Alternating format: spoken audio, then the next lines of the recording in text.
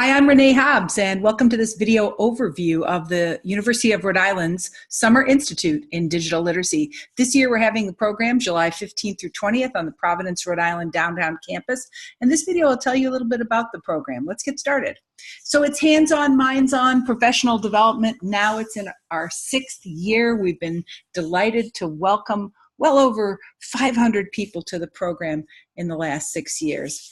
Our approach to digital literacy is rooted in our understanding of it as a process that involves accessing, analyzing and evaluating, creating, reflecting, and taking action, and that inquiry process of wondering and discovering, collaborating and discussing, creating and taking action, analyzing and reflecting.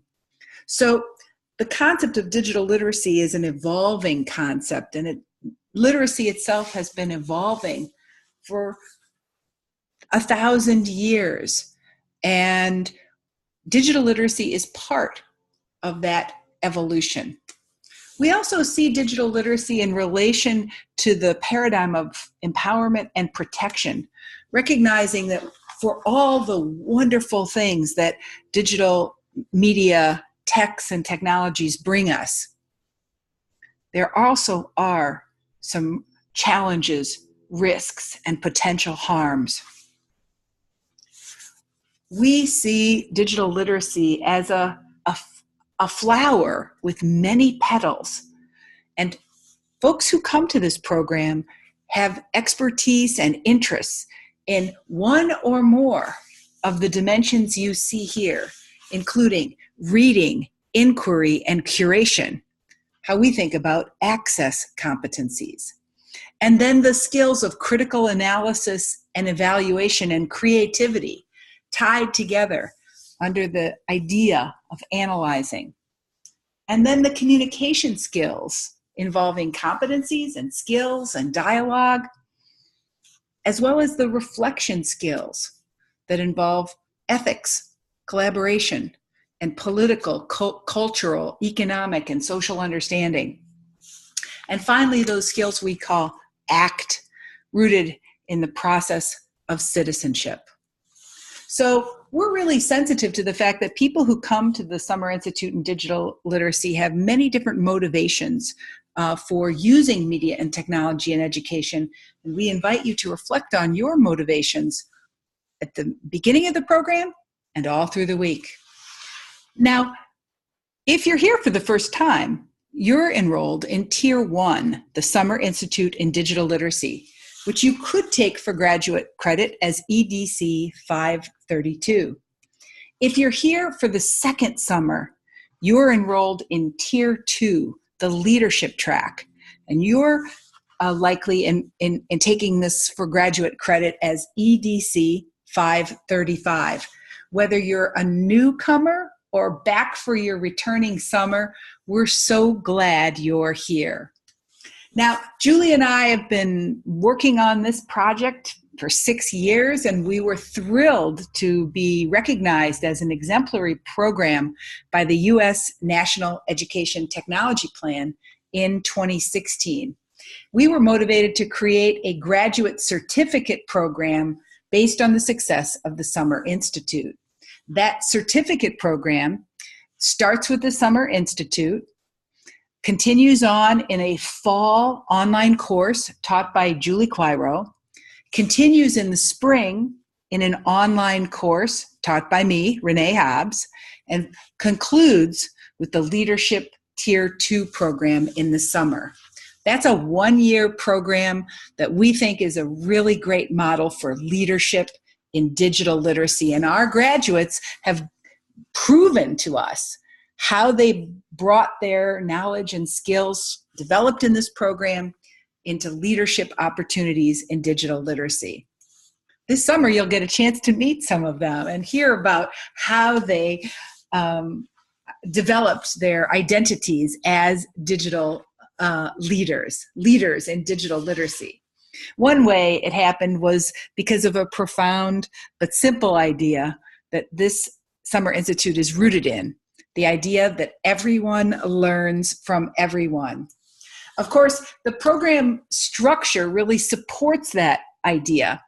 We begin the day with a keynote where we get some knowledge and some insight. We do some digging deeper to apply and experience what we learn to hands-on situations. Then there's some choice where participants select from among 30 different workshops, looking at amazing texts and tips and tools and promising practices and research. And then Design Studio, project-based inquiry and collaborative learning coming together in a really exciting and transformational way.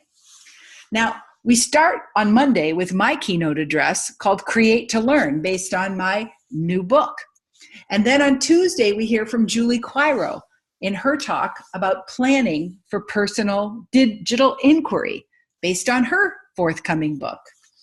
Then we get a chance to talk with students, teachers, and parents from the West Warwick Public Schools about how they're developing digital literacy competencies across the K-12 spectrum. And on Wednesday, we get to meet Len and Nuela Cabral in their keynote address, Before There Were Screens, There Were Stories.